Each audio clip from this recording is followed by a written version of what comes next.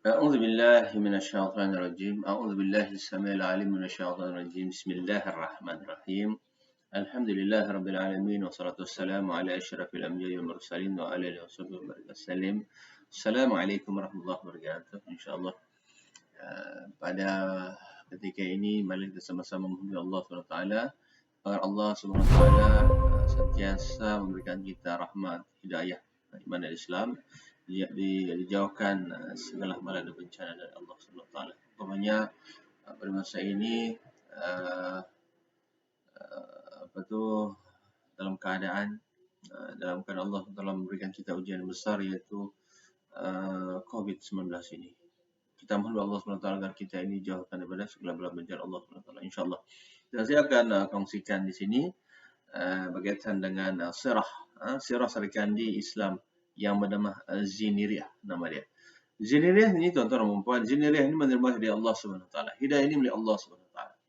Pada peringkat awal dakwah Rasulullah SAW, yaitu semasa baginda Rasulullah SAW berdakwah secara bersembunyi di kalangan rakan karib baginda. Dalam sejarah Islam, golongan yang pertama memeluk Islam ialah inilah yang banyak menerima ujian daripada Allah SWT. Ini semua ujian dari Allah SWT. Ziniriyah ni pun, Ziniriyah adalah seorang gadis yang berasal daripada Rom. Berasal daripada bumi Rom. Kehidupan keluarganya sangat miskin dan dalam keadaan serba kekurangan. Allahu Akbar. Ketika berlaku satu perang besar di Rom, Ziniriyah terpaksa berpisah daripada keluarganya lalu menjadi tawanan perang. Allahu Akbar. Apa yang terjadi apabila jadi tawanan perang, tuan? Sejak itulah dia dijual sebagai hamba dan sering bertukar tangan. Ziniriyah jadi bertukar tangan setelah menjadi hamba. Sepanjang menjadi hamba ini, Ziniriyah ini dilayan dengan kasar dan ada kalanya diberlakukan seperti binatang oleh tuannya. Allahu Akbar.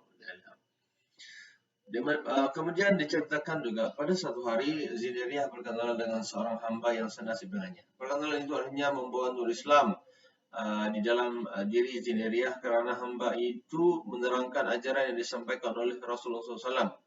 Penerangan yang tulis itu membuka hati dia, membuka hati Ziniriyah ini untuk memeluk agama Islam, ya, agama Allah, agama Islam lah, masuk agama Islam. Allahu Akbar. Namun dia terpaksa melakukan ibadah secara rahasia, secara bersembunyi, karena tuannya itu musuh Islam. Ini berlaku di Mekah zaman jahiliyah dulu. Nasibnya, nasib Ziniriyah ini lebih malang apabila dia bertukar tangan kepada seorang bangsawan Quraisy yang sangat berpengaruh pada masa itu, yaitu Umar Al-Khattab. Ketika masa itu Umar belum memeluk agama Islam dan juga tidak mengetahui keislaman Ziniriyah ini. Umar yang sangat memusuhi Rasulullah SAW terkenal dengan bengis dan kasarnya sehingga digeruni baik lawan ataupun lawan. Akhirnya Umar mengetahui mengenai keislaman Ziniriyah ini. Apabila suatu hari dia mendengar gadis Ziniriyah ini membaca Al-Quran, ini menimbulkan kemarahan kepada Umar yang mahu menghukumnya dengan siksaan yang berat. Jadi, tahukah kamu apa hukuman yang layak untuk kamu? Itu kata Umar.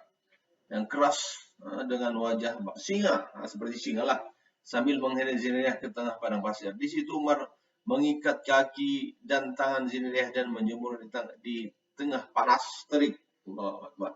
Inilah caranya supaya kamu insaf, katanya, lalu meninggalkan Ziniriyah di situ. Walaupun mukanya perih di panah matahari dan kehausan, Ziniriyah tambah menghadapi penderitaan itu sambil mulutnya tidak berhenti membisikkan Allah, Allah, Allah. Tuan-tuan dan puan, Allah Akbar. Itu jalan saya ini. Masa ini Umar belum masuk Islam. Apabila melihat hamba abdinya belum Islam, Umar menyeretnya ke pinggir kota dan mengikatnya di tiang. Dia menyuruh orang memurik mata Ziniriyah sehingga buta. Ada juga sumber mengatakan dijujuk dengan besi panas. Ini untukmu ya Allah. Aku mengharungi kesengsaraan ini untuk mendapat kesengsaraan, untuk kesenangan di akhirat kelak. Perjuangan ini semuanya berat. Di kota Ziniriyah, Allah Akbar. Selalu menderita dan sengsara karena aku sadar untuk mendapat surga aku terpaksa menagih hujan berat, sedangkan neraka dipagar oleh berbagai kesenangan. Inilah rintihan hati Ziniriyah kepada Allah SWT ketika bermunajat kepada Allah di setiap malam sebagai penawar jiwa di atas segala kesusahan yang dihadapinya. Dan pengorbanan Zineria terhadap cercaan kaum musyrikin Mekah bagai cacian dilemparkan kepadanya. Allah dicerca Zineria ini. Mereka mengatakan Zineria ini buta kerana dilaknat oleh Tuhan Lata dan Uzza. Allahu Akbar. Tuhan Lata dan Uzza ini jenis patung. Mereka mencabarnya kerana Zineria mempertahankan diri dengan mengatakan dirinya buta bukan kerana Tuhan mereka. Sebaliknya ia adalah perbuatan Umar dan Allah mengizinkannya ia berlaku. Jadi penelitian Zineria ini berakhir, akhirnya sampai ke pengetahuan Abu Bakar As-Siddiq yang memberi Zineria dengan harga yang tinggi. Alhamdulillah. Jadi Abu Bakar As-Siddiq pun membeli Zineria ini.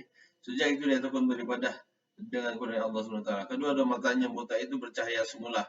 Jadi peristiwa yang mengagumkan itu bukan ramai orang memeluk agama Islam. Allah Akbar. Inilah sirah-sirah yang telah berlaku. Dan saya ingin kongsikan itu tuan-tuan dan puan ialah tentang kata-kata yang boleh perangsang kita lah. Yaitu yang pertamanya lah kasih sayang dan cinta ibu dan bapa begitu berharga tuan-tuan. Tidak berbelah bagi, tapi sayang cinta yang haram juga yang dicari. Allah Akbar. Ini kata-kata lah. Kita akan cari yang berharga daripada ibu dan bapa kita. Kemudian tuan-tuan dan puan, saya baca lagi. Saya sanggup bilang segala yang saya miliki daripada melihat air mata ibu dan bapa gugur, ibu dan ayah gugur karena perbuatannya sendiri. Ada yang begitulah. Allah Akbar. Tanda hati dah kotor, yaitu bila orang tegur kita melenting. Katanya umur masing-masing. Nanti mati kafankan sendiri. Tahu? Jangan bising pula. Begitulah. Jadi tuan-tuan dan puan, daripada ayat yang begini kita janganlah jadi orang yang hati kotor ini. Allah Akbar. Jadi tuan-tuan dan puan, akhirnya mari kita sama-sama kalau kita sunyi kita sama-sama berzikir kepada Allah SWT, karena Allah Maha mendengar zikir-zikir seperti zikir Al-Fatihah, 30 zikir subhanallah alhamdulillah la ilaha illallah wala haula wala quwwata illa billah. Manakala ketika hati kita gembira, maka bersyukurlah kepada Allah SWT, karena Allah Maha memberi.